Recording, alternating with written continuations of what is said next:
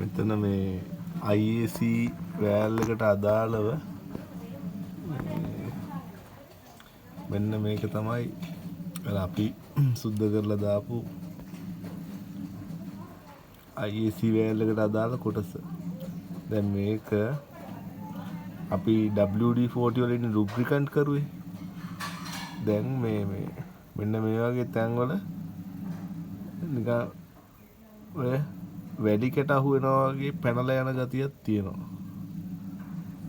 මේ හරිය ස්මූත් වැඩ කරනවා ඔය. මෙතනදී එක තැනක් තියෙනවා වැලි කැටයක් අහු වෙනවා වගේ. මෙතනක් තියෙනවා පොඩි නිකන් වැලි කැටයක් අහු වෙනවා වගේ. WD-40 වලින් ලුබ්‍රිකන්ට් කරුවට සාර්ථක මදි කියලා මට හිතෙන්නේ. වෙන ලුබ්‍රිකන්ට් කරන්න ක්‍රමයකුත් නැහැ. ඔයාගේ අදහස මොකද්ද මේ සම්බන්ධයෙන්? පොඩි මේකක් තියෙනවා. ඒ හින්දා වෙන්නත් දැන් මෙතන හිර වෙලා තියෙන දැන් ඔය. දැන් පොඩ්ඩක් අන්න ඔතන වැලි කැටය අහු වෙනවා වගේ. සමහර වෙලාවට තියෙනවා සමහර වෙලාවට නැහැ.